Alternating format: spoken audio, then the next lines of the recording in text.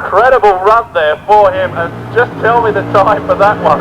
8:06, 164 miles an hour for Tim Cook. Good. Sees him into the final, waiting for the lose-out time to come through. 8.57, 161. So Dave Mingay not quite back on his game plan yet. Our next pair of cars out here now, Dave Warren with the Minas L Sierra, and Trevor with the Pro 9, the Challenger, the Rover Sterling bodied car. Well, Paul was up here. That's Dave's son, Dave Warren's son, out the front of the Sierra now. Just wanted to tell me that there is no nitrous on Dave Warren's car. He's just running a big block engine there, 500 cubic inch engine inside the Minas Hell car.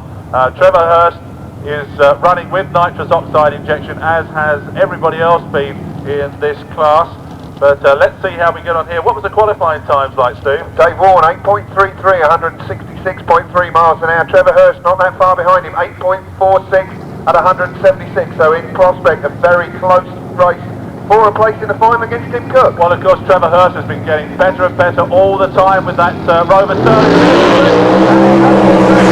Taken away from the start line, but he's down in front. Trevor Hurst chasing.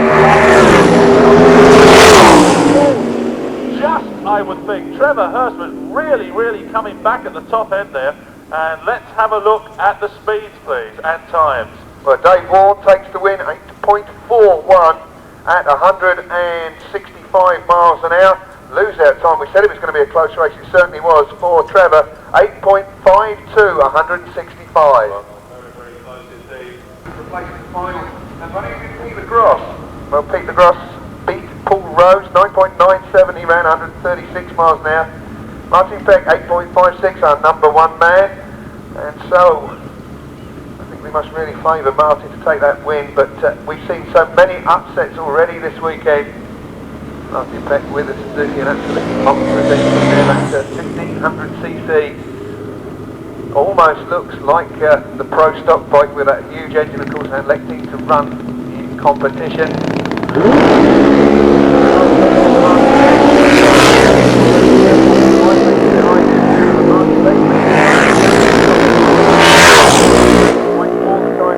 Come through. 8.74 for Martin Peck, 131 miles an hour. So he goes through into the final. Lose-out time for Peter Gross coming through, 9.59, a good run from him, but not quite good enough, 142 miles an hour. Our next pair of semi-finalists out there now, Nigel Brooks and Gordon Diggins. Well, Gordon Diggins, he beat Mark Stiles. Nigel Brooks ran a 9.11 to beat Pete Scott in the last round. So they're looking for a place in the final against Martin Peck.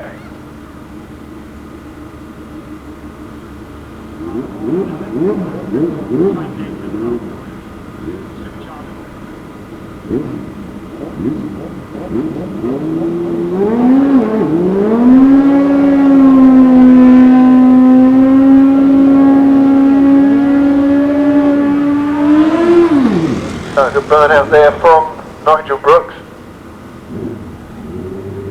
And John Price just there saying he'd like to ride a motorbike someday, if he could ever work out how to get on it.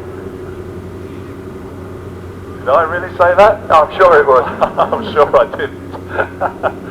So it's Nigel Brooks against Gordon Diggins, of course, and both of these riders Kawasaki mounted. We'll be quite interested to see who gets to the top end first. Let's just have a look and see what they did to get through. Nigel Brooks did a 9.11 to get through into this round. And just having a quick look for Gordon Diggins' qualifying time, 9.24. Nigel Brooks' qualifying time was 8.98, so they're very evenly matched on the quarter mile, these two. And it really can be won or lost on the start line. So here we come, moving up into stage. Both of them in pre-stage, that's those little lights on top, means they've got about another 8 inches to go before they drop into stage, and there's the two other lights on, and Nigel Brooks away first, but then, goes right out of shape there, Nigel, forward in front there the whole day, and it's Gordon Diggins, then goes through into the final to beat Martin Peck, and let's have a look at his time as it comes through. Well, Gordon Diggins, 9.55, 144 miles an hour. That bike really is running well this weekend for him. And lose-out time 16.93, not really representative at all of Nigel Brooks' considerable riding ability. Well, we've seen one or two little upsets this weekend, Steve, haven't we, with people going a bit out of show. Especially on the motorbike. Yeah. So this is the second of our funny bike trio. Well, let's just remind ourselves how we got him in the first round. 7.80, Chris Hampson ran to take the win. Just pipping Paul Willis at the top end. They really were very, very close. Paul, if you remember, was in the other lane, and he was really fighting that bike at the top end. Well, Paul Willis is the man in the lane closest to the main grandstand on the blue bike, and Chris Hampson in the right-hand lane. And we've got some problems up there at the top end. I think we may have to shut these two funny bikes down. There's a whole team of people. The fire truck is up there. I can't quite see which one of our bike riders that is up there, but it could well be Nigel Brooks, who... Certainly is. Nigel Brooks, no problem. The bike is upright. Nigel's okay. Looks as though he may have had an engine fault, which could have even possibly seized up. You don't know that from it. I think it may have done, because I can see the fire marshal actually carrying the bike off, lifting the back wheel clear, so maybe a gearbox fault, something like that. See what they can do. They're going to pull out their very best if they're going to beat Ray Barrow. Let me just say very quickly on the index side of things, that Ray Barrow's index 10.13 and Chris Johnson's 10.40, so a small handicap in the favour of Chris Johnson. A couple of 3/10 you'll see on the screen. You see that green light for Chris Johnson going on just a little bit sooner than Ray Barrow. Both with Chevrolet Rocky power plants, so that's right. on these two, okay, and just to have a quick look, Ray Barrow qualified with a 10.4 and Chris Johnson qualified with a 10.59, so they are very, very close on the quarter mile. It'll be interesting to see. There's just a little handicap between them. There goes the green, and Ray Barrow. I didn't realise there was a handicap on the tree for him. Upsharal, as it's pronounced to us, goes through into the next round, and let's give you the times and the speed for Chris Johnson. 11.52, 114 miles an hour for Chris Johnson. So no time of speed in the left-hand lane because of that red light, glowing away at the bottom of the Christmas tree. Well, our other semi-finalists in Senior Eliminator, Lee Johnson and Carl Wilkinson. Let's just have a look down. That indeed is Carl, just firing up.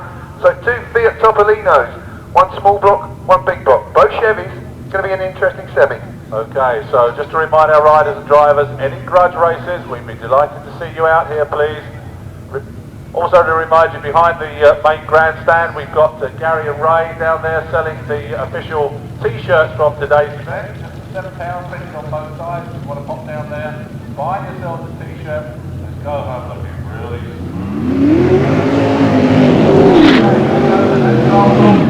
in the left-hand lane. That's Johnstone in the right-hand lane. Well, let's just look at their indexes. 10.98 is Carl Wilkinson's index. 11.28 is Lee Johnson. So Lee is going to get a couple of tenths of a second start over Carl Wilkinson. But Lee's improving all the time with that car. We've seen him down into 10.6, I think, John? Well, that's what I've got on my list here, Steve, certainly. 10.62 for him.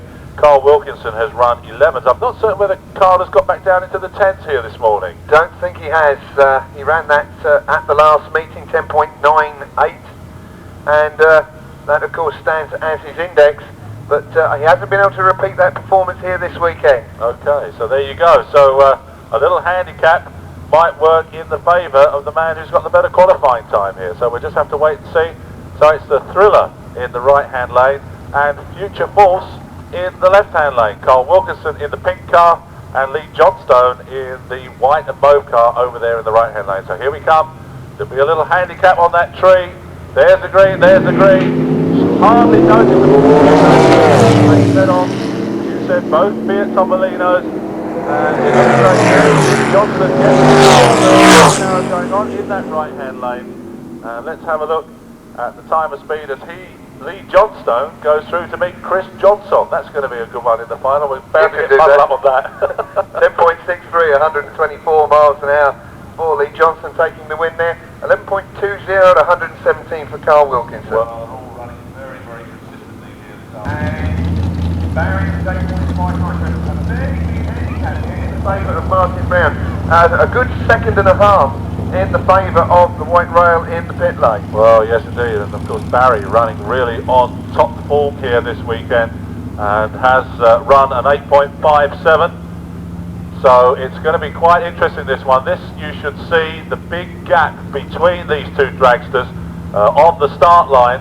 The green will come on for Martin Brown. He qualified with a 9.91. Barry Giles has run 8.57. So there's not that much between them. That's about 0.6 of a second between them, but there's over a second, I think, on their indexes. There certainly is a second and a half, John, we're going to see. I think Barry's really going to have to work hard here to take out Martin Brown. There's the green, and a long while after. Martin Brown is long gone. Barry Giles chasing hard. Is he going to catch him? He's going to walk the top. Shaking off, but it's the left-hand lane takes the win. Martin Brown moves through into the final. That's really on their qualifying times. That second and a bit that was the handicap there was just an impossible task for Barry to make up. But a good pair of side-by-side runs steam the times. And the winning time for Martin Brown, 10.12, 129 miles an hour. Lose out for Barry Giles, 8.67 at 145 miles an hour. They're going to put on a little bit of a show between them, I think. I think they're going to go for a side-by-side rolling burnout. Reliant Robin body on Jeff Martin's car, and that's a Plymouth 5-window coupe out there for Brian Thomas. So it does look as though we're going to get a side-by-side rolling burnout. So there goes Brian Thomas, and here comes Jeff Martin. Well, 3.8 litre Jaeger engine. Brian Thomas running with injection and running on methanol, and he's also got nitrous oxide injection on that machine. Really does put down an awful lot of power. His best run until this weekend had been 8.90, and this week cracked on with an 8.77, as Steve was saying, 156 miles per hour. Comes from Oxford, where he's a fabrication and welding supervisor. Jeff Martin, in the lane closest to the main grandstand, comes from Gloucestershire, where he's a transport manager, and his best ever time is 9.77. So there's going to be about half a second between these two in the favour of the car in the pit lane. There's the green for Jeff Martin. There's the green for Brian Thomas. It's quite leaving hard if he wants to do Jeff Martin. I think he's going to play at the top end. I can't wait to see that time of speed, but Brian Thomas goes into the final to meet Martin Brown. Going to be an interesting one. Let's have a look. Tremendous stuff here again from Brian Thomas. Into the 8s again, 8.94, 144 miles an hour. Well done, crew. And you've worked hard for that one. Lose out time for Jeff Martin, 10.22 and 131.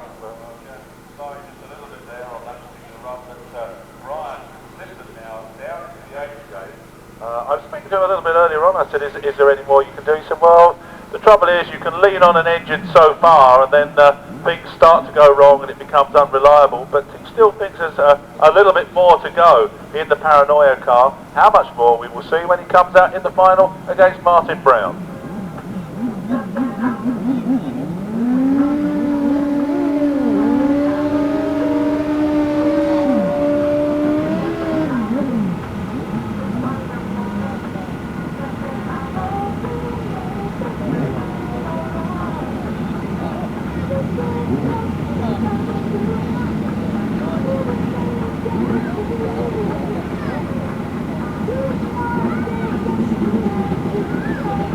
Well, funny bike, and we saw that one shut off earlier on, but back with us again.